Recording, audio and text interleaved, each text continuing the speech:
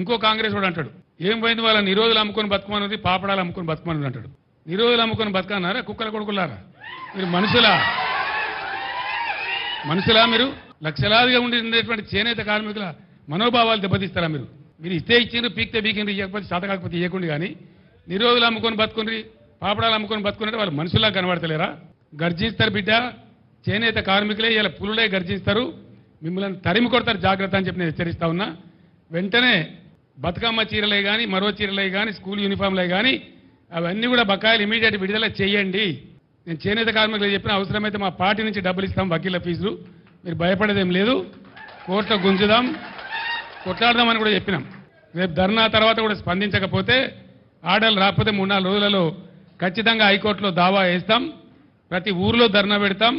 ఎక్కడెక్కడ చేనేత కార్మికులకు బాధలవుతున్నాయో రాష్ట్రం అంతా రణరంగం చేసి మిమ్మల్ని ఫుట్బాల్ ఆడతాం బిడ్డ, ఇడిచిపెట్టాం, జాగ్రత్త.